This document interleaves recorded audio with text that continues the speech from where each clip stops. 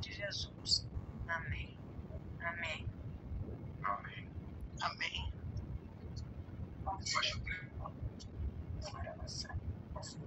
Pastor.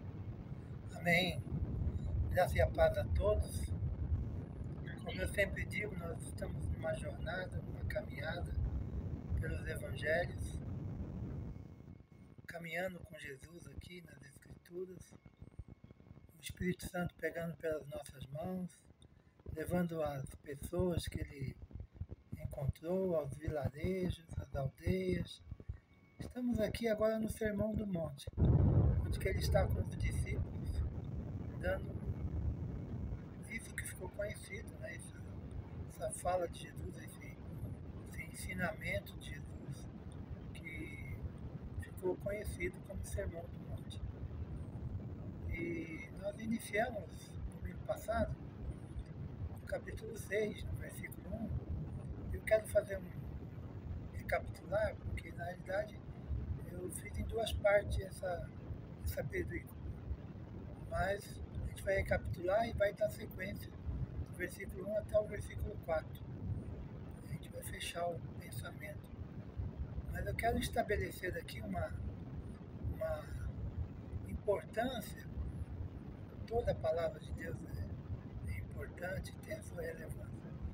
Mas eu quero ressaltar esse texto do versículo 1, que para mim é um eixo de todo o capítulo, na minha visão. E assim, claramente como um eixo. Capítulo 6, meus irmãos, é um texto que nos ensina que devemos evitar qualquer forma de publicidade, seja no uso das virtudes, dos dons, dos ministérios, especialmente no que diz respeito àquelas coisas que Deus opera, os seus milagres, o que Deus faz por nós. Nós não podemos, de maneira nenhuma, utilizar isso como publicidade em benefício próprio.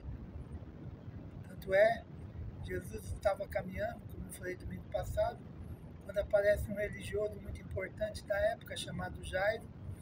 Ele se aproxima e diz: minha filhinha está terrivelmente doente, vá até minha casa, olhe por ela, impõe as mãos sobre ela e ela será curada. Está em Marcos capítulo 5. Então, algumas lições que nós podemos tirar daqui. No entanto, eu não vou entrar em detalhes, eu quero me concentrar no que eu estou querendo trazer para vocês aqui, esse pensamento. Jesus se aproxima da casa de Jairo e algumas pessoas vêm ao seu encontro dizendo: olha, não incomodes mais o mestre, porque a menina já morreu. Jesus, porém, responde assim: não temos, porque crê tão somente. Ele afirma que a menina não está morta, apenas dorme. Então, Jesus, na realidade, guiado pelo Espírito Santo de Deus, sabia, na realidade, que era apenas um sonho, uma morte para Jesus. Ele sabia que a menina ia ressuscitar.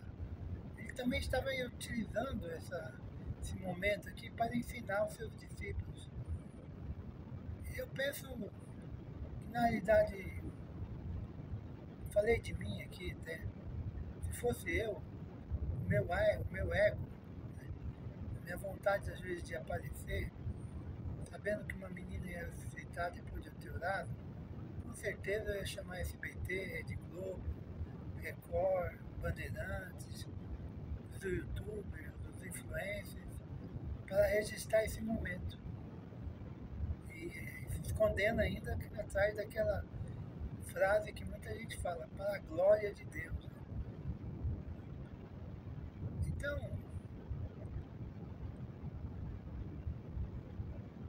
Jesus, ao entrar na casa, ele leva apenas Pedro, Tiago e João, e o pai e a mãe da menina. Ele toma a mão da menina e diz: Talita cumi, que quer dizer: menina, levanta-te. E ela se levantou imediatamente. E Jesus dá duas diretrizes. Primeiro, deem de comer a menina, coisa prática, porque criança precisa de alimentação. Jesus é prático aqui. E a segunda é interessante, que no versículo 23 do capítulo 5 de Marcos, ele diz assim: não contem isso a ninguém. Depois de 2000 anos, mais de 2000 anos, eu estou aqui contando. Eu penso que Jesus está querendo nos ensinar, não é que é para nunca deixar de dar testemunha, de maneira nenhuma. Ser-me-eis testemunhas. Isso é fato.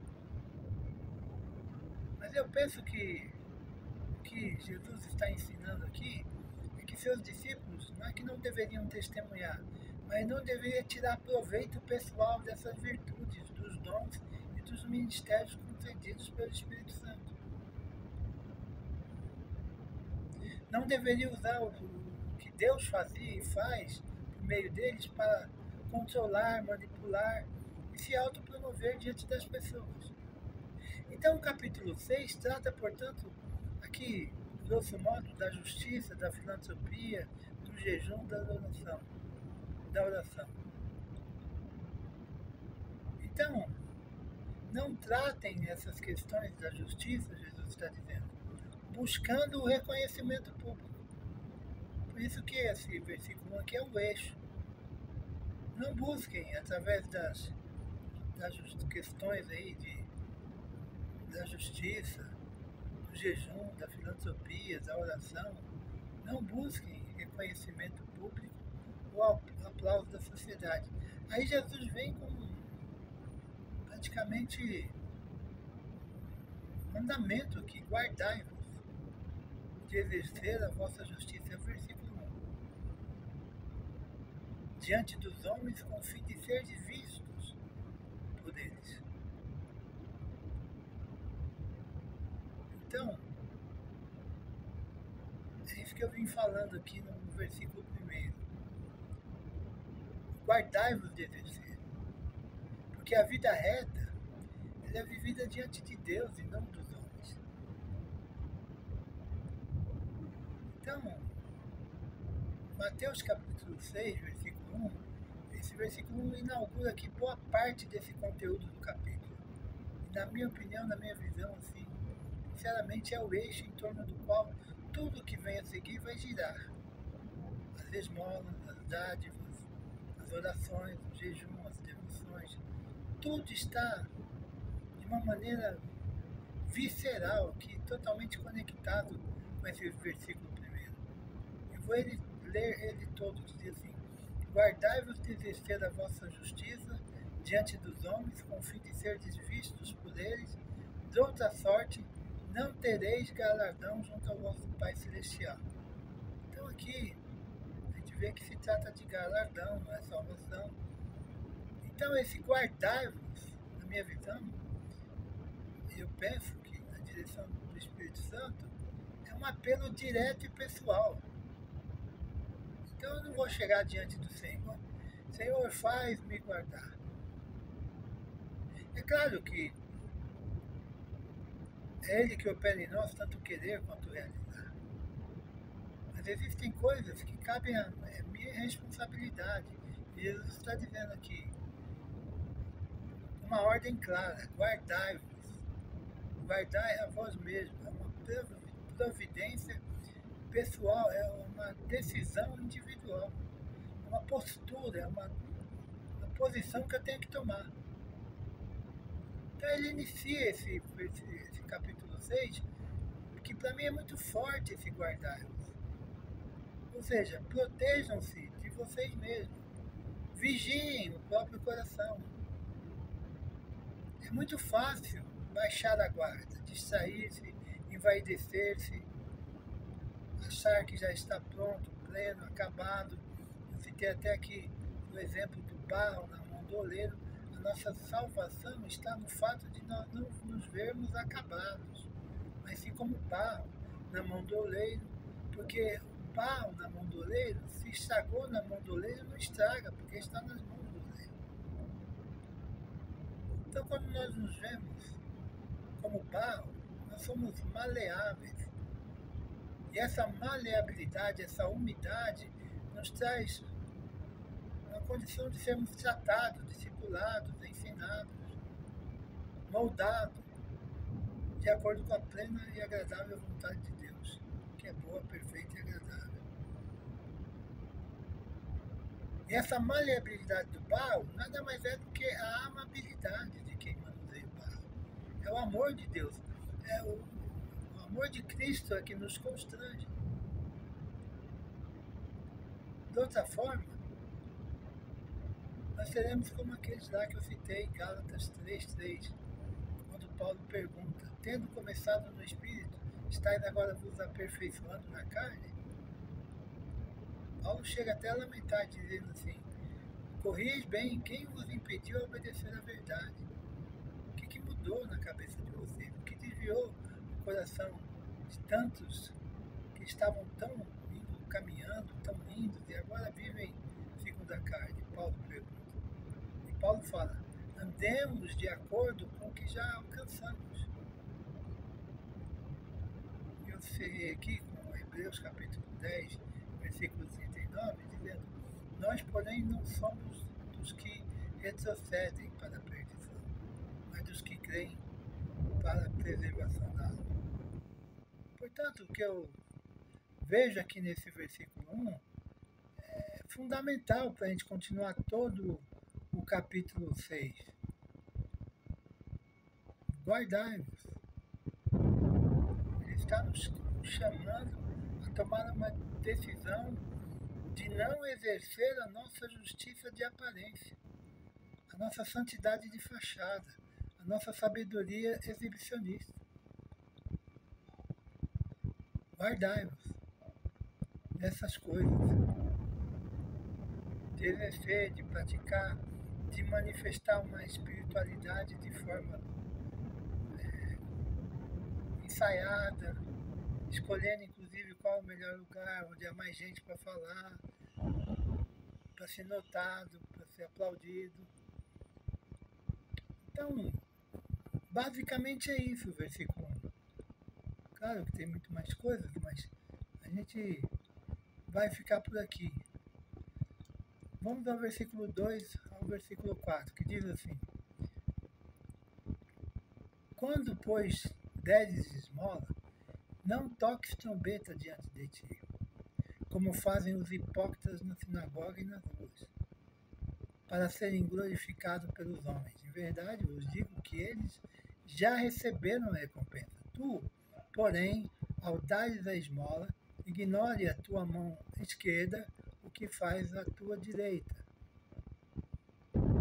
para que a tua esmola fique em secreto, e teu Pai, que vem em secreto, te recompensará. Meus irmãos, o mundo que nós vivemos hoje, a caridade é amplamente praticada, é considerada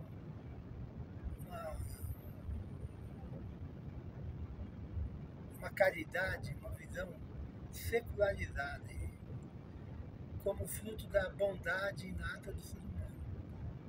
No entanto, essa não é a realidade. A verdadeira caridade entrou no mundo, na história da humanidade, por meio do cristianismo.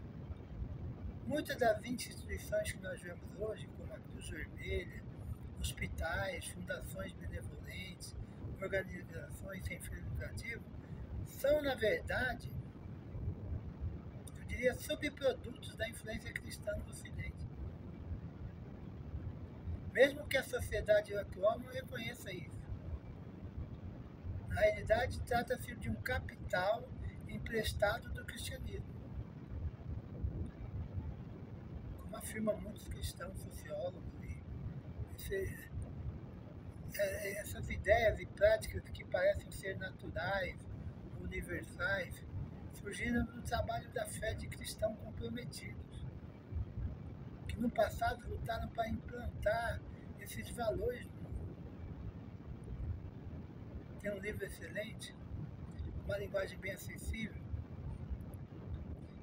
que é intitulado assim, parece meio estranho que eu vou falar, mas o título do livro: Se Jesus não tivesse existido, James Kennedy. O autor analisa aqui como seria um mundo sem a influência de Jesus, uma hipótese impensável. Claro que isso é impossível, mas não existiria nem mundo. Mas como seria? Ele faz uma reflexão E ele ajuda a perceber o quanto que a fé cristã moldou sociedades inteiras.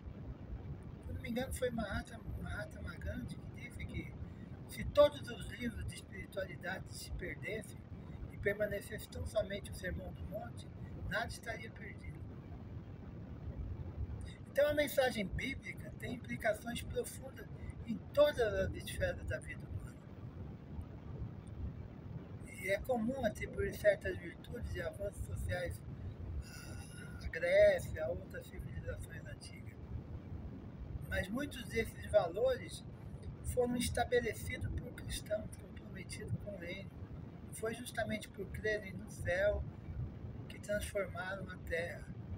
C.S. Lewis ele fala assim: os que mais fizeram por este mundo foram justamente os que pensaram mais no mundo vindouro.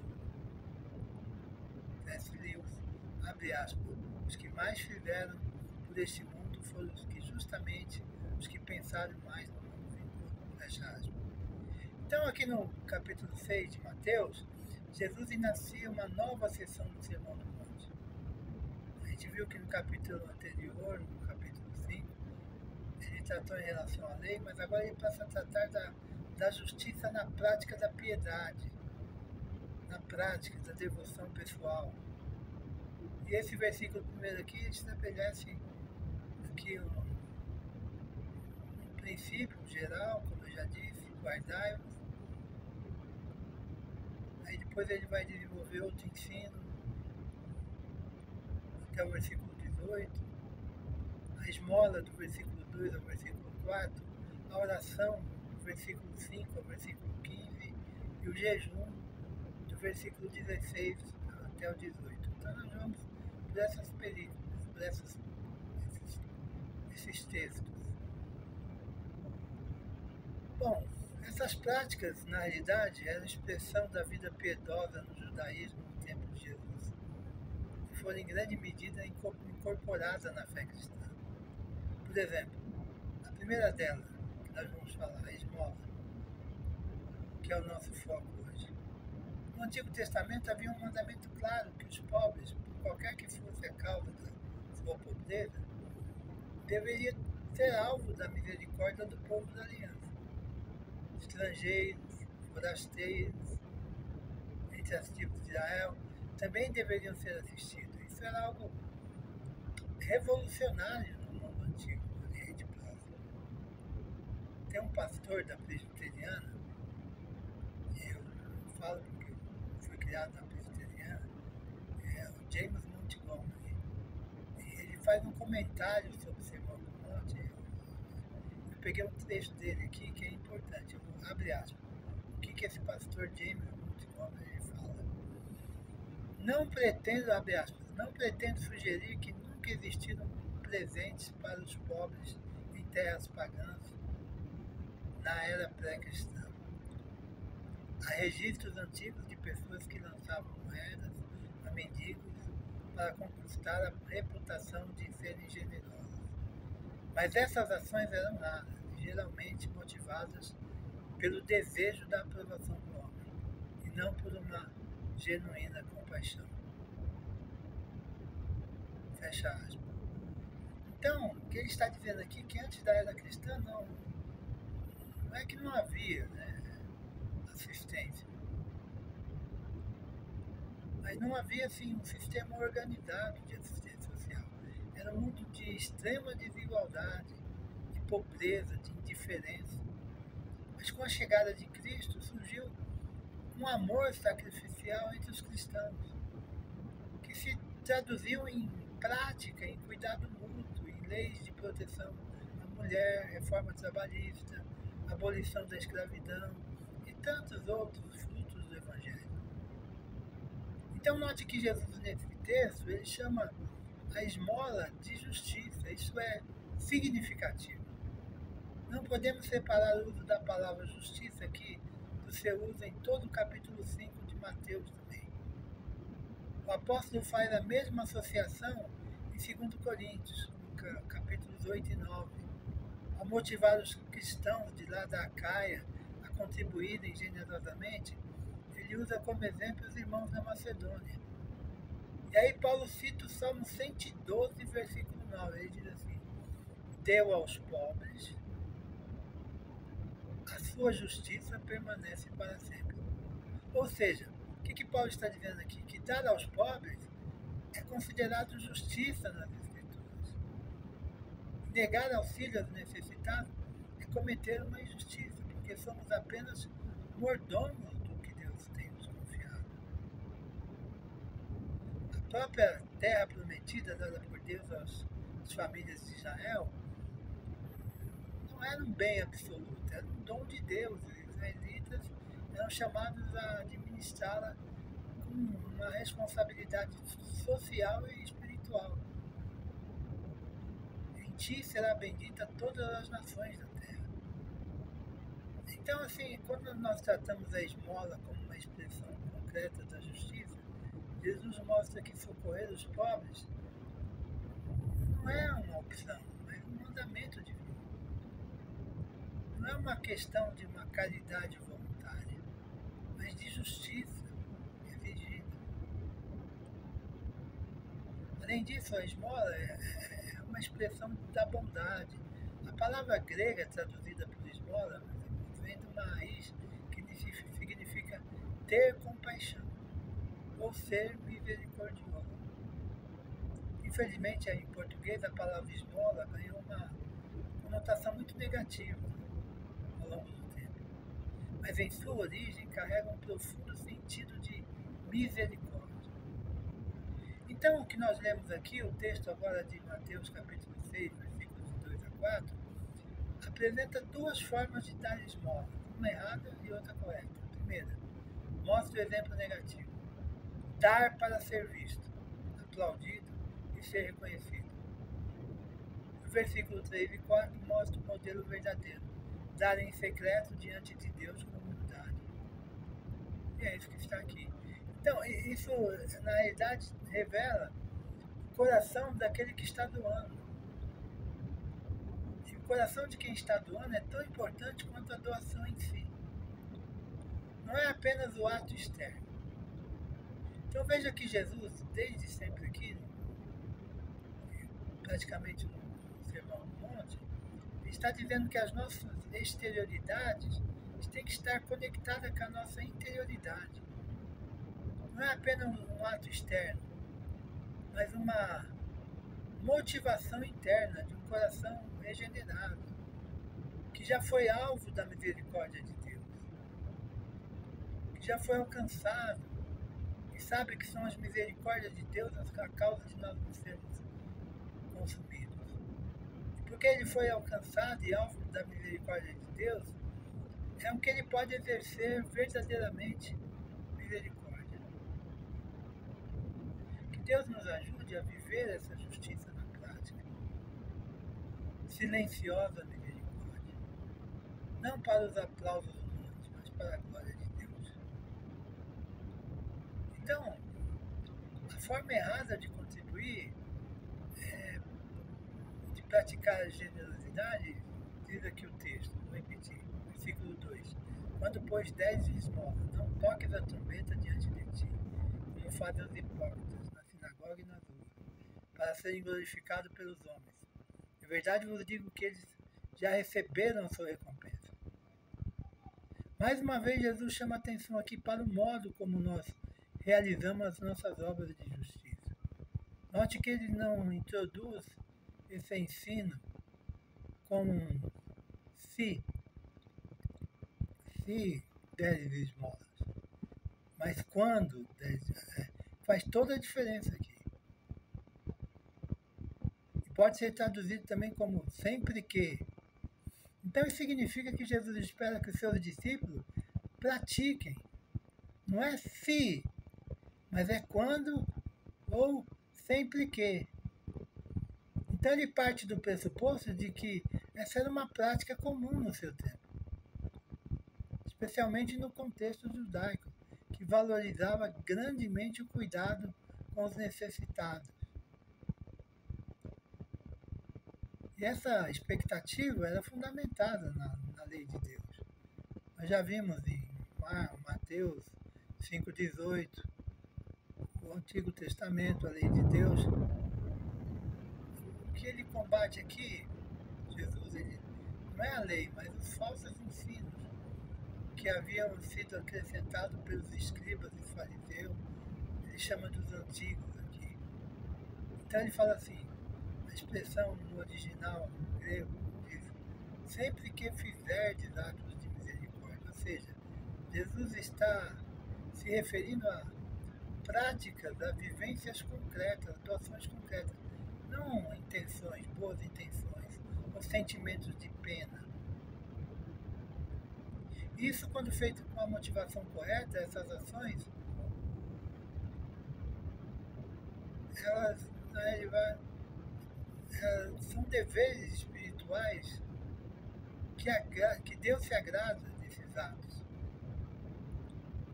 Existem no Antigo Testamento, como em Deuteronômio, Êxodo, Levítico, exortações claras da ajuda aos pobres, aos órfãos, a viúvas. Os profetas, por sua vez, também denunciaram a indiferença das pessoas que estavam na miséria, os mais vulneráveis. O próprio profeta Amós, por exemplo, pregou boa parte da disciplina de Deus, que viria justamente por causa da insensibilidade social. Então, essa prática, aqui na época de Jesus, tinha sido distorcida.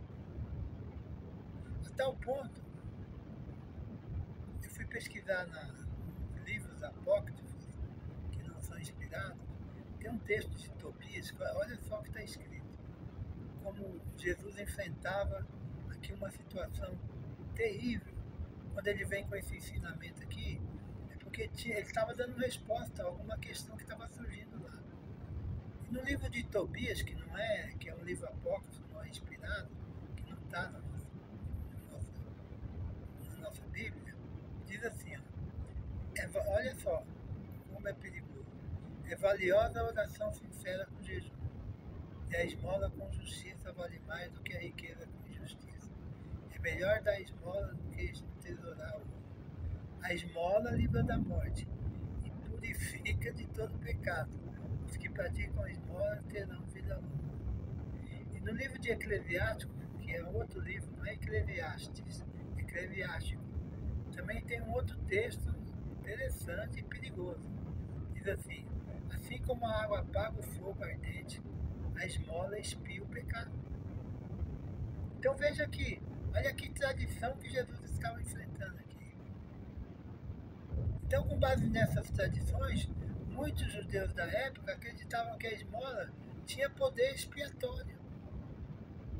Ou seja, que poderiam perdoar pecado. Olha que grande heresia. Olha o que Jesus estava respondendo aqui na época. Então ele diz, guardai-vos, não exerçam diante dos homens a vossa justiça. E porque essa concepção aqui é completamente antibíblica e corrompe a doutrina da graça. Veja o que Jesus está aqui enfrentando. Então, consequentemente, alguns criam lá que as pessoas que eram mais abastadas tinham mais facilidade de alcançar salvação. Jesus vem desmontando, vem destruindo esse pensamento.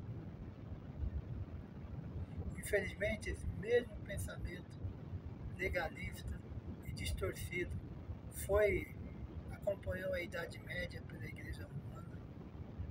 O Papa Leão Magno, por exemplo, declarou: pela oração buscamos igualar-nos a Deus, pelo jejum extinguimos a concupiscência da carne e pelas esmolas redimimos nossos pecados.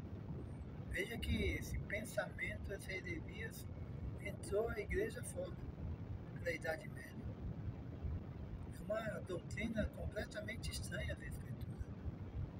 Então Jesus denuncia aqui o apetite voraz dos fariseus pela glória humana. Ele afirma: como podeis crer, vós que aceitais glórias uns dos outros e, contudo, não procurais a glória que vem do Deus único? Evangelho de João 5,44. Em João 12:43, ele diz assim, que eles amaram mais a glória dos homens do que a glória de Deus. Então veja que estava enraizado aqui um desejo insaciável por reconhecimento, que tinha destruído completo o verdadeiro espírito dos atos de misericórdia. No versículo 2, Jesus ridiculariza, ele vem de encontro a essa prática, mostrando como os fariseus transformaram aquilo que era uma recomendação da Escritura em um espetáculo público, uma performance. Simplesmente uma atitude performática para ser visto diante dos homens. Jesus descreve de forma irônica um fariseu vaidoso a caminho do templo, da sinagoga, para depositar sua oferta numa caixa especial destinada aos pobres. À sua frente marchavam lá músicos tocando trombeta, supostamente para chamar a atenção e chamar aqueles que estavam lá. Jesus aqui ele aponta a hipocrisia. É interessante que a palavra hipócrita, meus irmãos, vem do grego clássico e diz assim, é como se fossem atores de teatro que usavam máscara para representar diferentes personagens. No contexto espiritual, o hipócrita é aquele que trata o mundo como um palco, interpretando um papel que não corresponde à sua verdadeira identidade, com a intenção deliberada de enganar. Jesus vem desmascarando isso aqui. E Jesus ele não abriu escola de teatro. Aliás, ele disse assim, aquele que quiser vir após mim, negue-se a si mesmo. Tome a sua cruz e siga. Infelizmente, muitas organizações cristãs utilizam métodos não cristãos para incentivar a contribuição financeira. Vou repetir, para bom entendedor, um pinga-letra.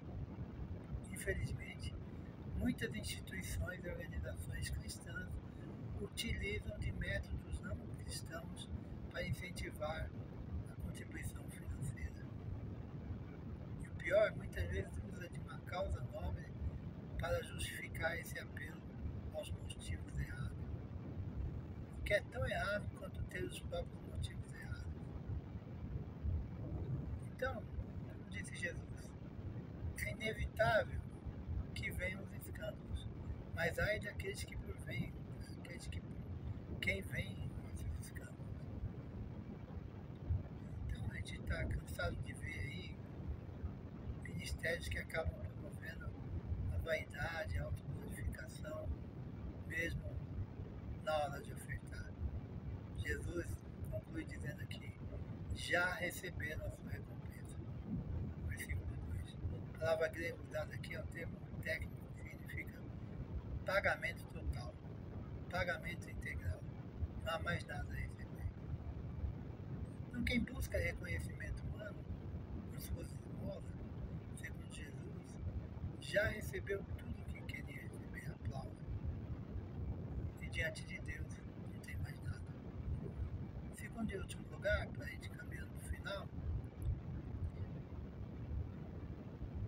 o movimento desse texto aqui, que é o versículo 3 e 4, Mateus 6, diz assim, tu, porém, ao dares da esmola, ignore a tua mão esquerda o que faz a tua direita, para que a tua esmola fique em secreto, e teu Pai, que vem em secreto, te recompensará.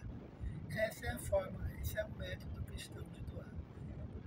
Na Bíblia, a mão direita geralmente representa ação, a mão da ação, da atitude. Cristo está sentado à direita de Deus Pai. Então Jesus parte aqui do pressuposto que nós usaremos para dar a esmola a mão direita. Somos destros. No entanto, ele acrescenta que a mão esquerda não deve ver o que a mão direita faz. Isso é uma imagem interessante se a gente for aprofundar. Não é difícil de compreensão. O que ele está querendo dizer? Jesus não está apenas nos ensinando a não contar aos outros sobre as nossas contribuições. ele está nos exortando a algo mais profundo, a não contar nem mesmo a nós mesmos. Porque a minha mão esquerda está ligada ao meu corpo, que está ligada à minha mão direita. Ou seja, nós não devemos manter uma consciência autocentrada de nossa generosidade,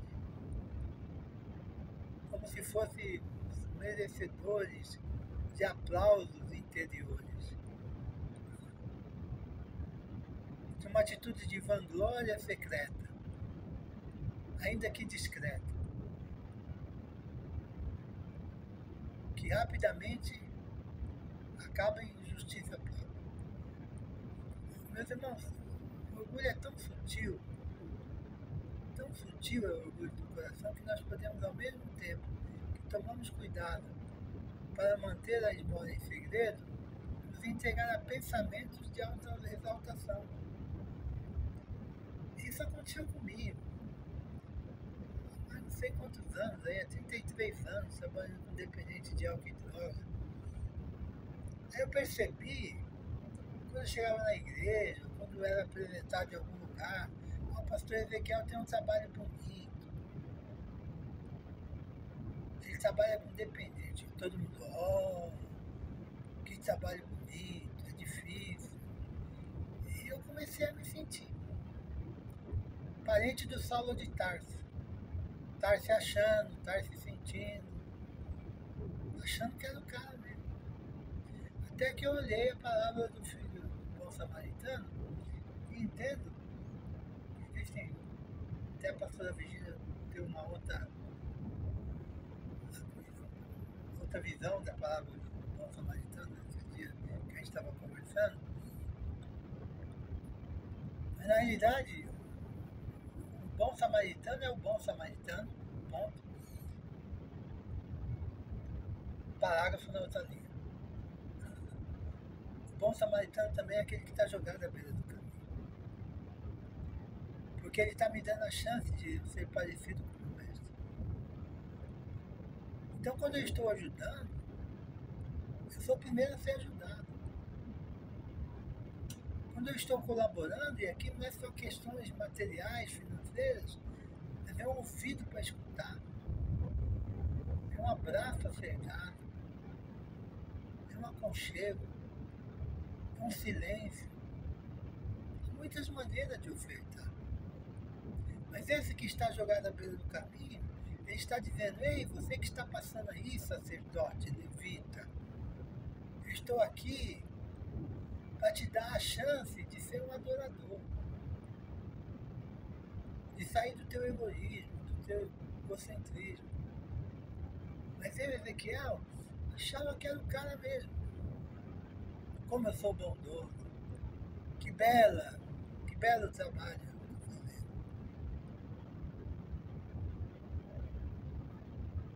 Então, isso aí vai descer. Por isso que Jesus fala aqui claramente, no volta no versículo 1, guardai-vos.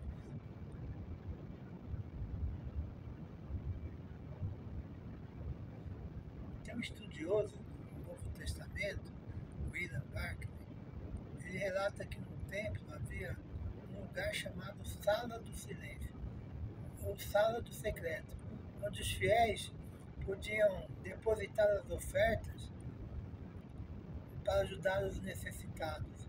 Ali os pobres recebiam auxílio sem saber quem os havia ajudado. Os que doavam não sabiam quem havia sido beneficiado. Ambos, doadores e beneficiados, agiam na consciência que Deus tudo via. Essa é a atitude que Jesus espera dos seus discípulos. Em toda a Bíblia, irmãos, a prática da generosidade é vista como parte da espiritualidade do povo de Deus. Doar é descrito tanto no Antigo Testamento, como diz lá em Deuteronômio 16:10, Provérbios 11:25, como nas cartas de Paulo, Filipenses 4, 2 Coríntios 9, fala dessa dinâmica da vida cristã. Mas Mas é importante compreender que esse ciclo não se limita apenas, como eu já disse, à doação material. Envolve toda uma forma de dar tempo, atenção, recursos, dons, desde que seja feito com sinceridade para a glória de Deus e com o propósito de atender às necessidades humanas. Então a Escritura nos apresenta, e aqui eu fecho, com alguns princípios. Sem antes falar, antes de encerrar com esses princípios, eu queria dizer assim, que eu não preciso necessariamente falar, deixar de falar o que eu faço. Eu só preciso me guardar. Então, se eu colaboro, se eu invisto em tal obra social, o problema não é falar. Veja que o Sermão do Monte, aqui desde o capítulo 5, Jesus está falando do coração, do adultério,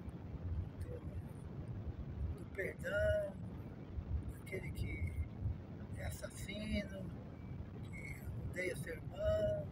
Tudo tem a ver com a questão da interioridade. Então a questão não é testemunhar, não é você falar sobre o que está sendo feito, prestar relatório. É até importante, muitas vezes, falar o que nós estamos fazendo para motivar muitos. Mas a questão não é isso. A questão é que a gente tem que guardar de não exercer a nossa justiça, não somente diante dos homens, e querer receber disso aplauso. Essa que está a questão.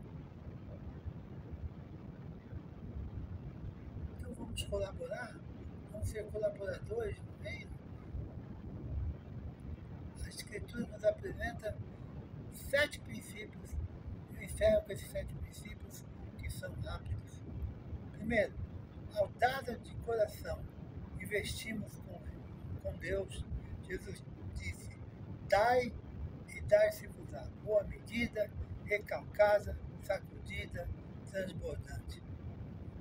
Paulo reforça aqui em 2 Coríntios, capítulo 9 e 6, quem semeia pouco, pouco também ceifará. E quem semeia com fartura, com abundância ceifará. Segundo princípio, a doação genuína é sacrificial. E Davi nos ensina isso, um exemplo, 2 Samuel 24, 24.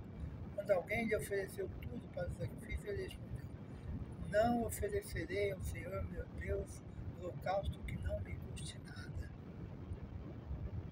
Dar com sinceridade implica em renúncia. Terceiro princípio, generosidade não depende de quantidade que possuímos.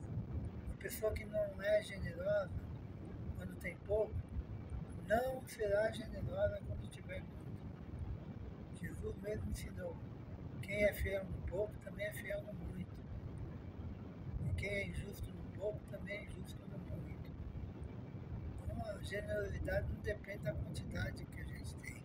Bem porque eu estou dizendo aqui, repetindo, não é essa coisa materiais. Agora, a doação material se conecta à vida espiritual. Paulo, em Filipenses capítulo 4, diz assim, ao receber as ofertas da igreja,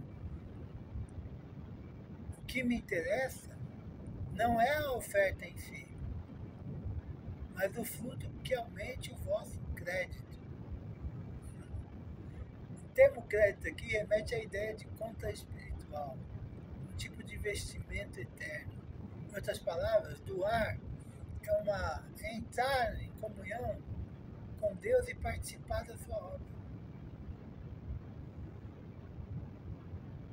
Quinto princípio, a doação deve ser voluntária e alegre. Paulo escreve, cada um contribua segundo tiver proposto no seu coração, não com tristeza, por necessidade, porque Deus ama aquele que dá com alegria. E os cristãos da Macedônia, mesmo em extrema pobreza, imploraram para participar da oferta aos santos. Porque eles tinham voluntariedade e alegria em fazê-lo. Sexto princípio, Devemos doar com sensibilidade à necessidade.